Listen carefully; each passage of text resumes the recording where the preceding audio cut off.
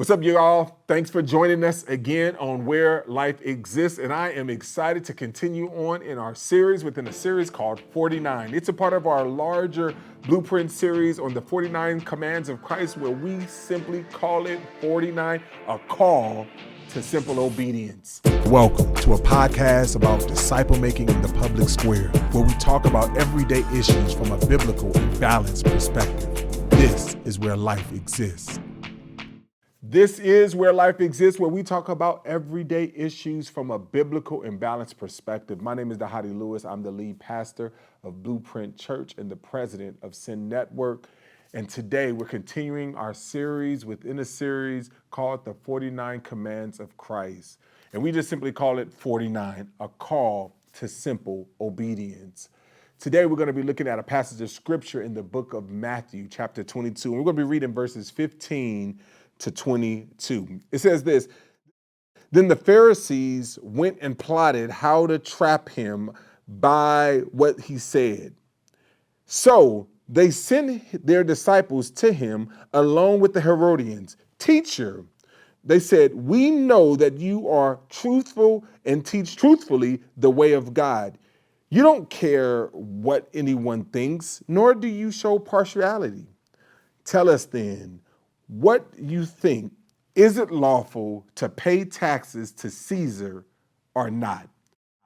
So they're trying to trap Jesus here, and they ask him this question: is it lawful to pay taxes to Caesar or not? Jesus responds this way. It says, perceiving their malicious intent, Jesus said, why are you testing me, hypocrites? Show me the coin used for the tax.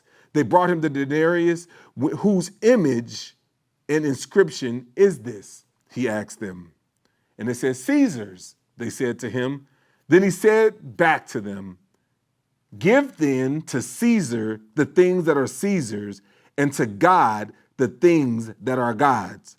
And it says, when they heard this, they were amazed. So they left him and went away.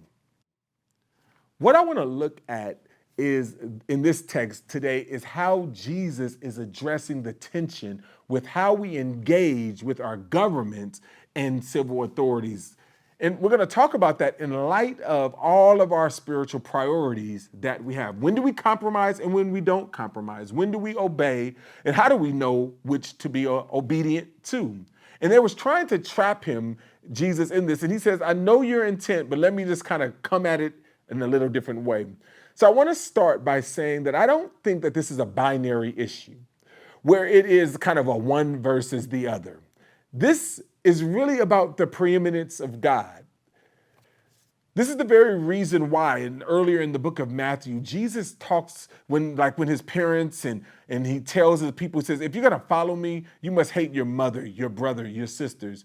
What is he saying? Basically what Jesus is saying, that you must hate whatever you value most. Is Jesus really saying that you must hate what you value most? No. He's just basically saying, whatever you think of me and whatever you love the most, when it comes to me, you must hold me preeminently. You can't have anything in competition with me. That God is not simply looking for him to be prominent. He's looking to be preeminent. He's not looking to be the number one choice in light of a lot of choices. He's looking to obliterate all of the choices, that we're looking at all of the choices in light of him. That God is not excited when we come up with this God first, other second, and I'm third. No, God is saying God is preeminent, and it's God in my finances, God in my marriage, it's God in everything that we do. And see, what Jesus is doing is that Jesus is calling us to do the same thing that he called his disciples there. He's calling us to obliterate the binary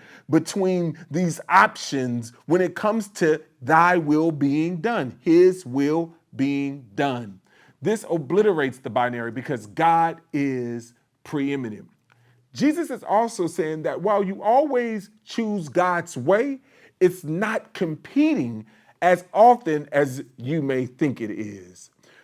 Being obedient is not one of those things that is kind of like, I got to either be obedient to God or obedient to my job. I need to be obedient to God or obedient to my government. You see, that's a false dichotomy. Be obedient as much as you can be obedient. And this is why he says, give to Caesar what is Caesar. When we give to Caesar what is part of his economy, we are to be the very best citizens in his economy. We are to be the best citizens in society. You see, but God has another economy. In God's economy, the priorities are completely different. So in those times when there's conflict, what do? We obey God. If your job tells you that it's like to do something that's illegal, or they tell you specifically, it's illegal to share your faith on the job. What happens when the government comes into conflict with your Christian values and your Christian beliefs? And how can you tell the difference between what's the conflict when there's conflict between our Christian values and the government in which we live in? You see, this is really important that we got to understand this, because governments have told us, Christians for years, like smuggling Bibles into another country. That's illegal in some countries. So as Christians, do we stop smuggling Bibles? No. We see examples throughout the Bible. Rahab the harlot, she lied. And basically, we see that she's in the Jesus kind of Hall of Fame. Jesus refers to her. In Luke 16, we see the parable of the shrewd money manager. Like, we see over and over these scenarios where we're not saying that it's okay to lie, but what we're saying is that there are times where God's preeminence supersedes government, supersedes, like we need to be shrewd in doing what God is calling us to be about. This is hard for a lot of us to kind of handle. So let me say it another way. This is where we come back to the preeminence of God. We give to God what is God's. We must obey God rather than man. And yet, we must not make division where God does not make them. We are still obligated to give to Caesar what is Caesar, but at the same time, we are to seek the good of the city that we live in, both for God's vantage point and for the advancement of that city. We live for the good of both at times, and that's okay. But a lot of times we try to bring them in conflict with one another, and that's what God is saying. He says, give to Caesar what is Caesar, but give to God what is God. And when they come into conflict with one another, we always go with God.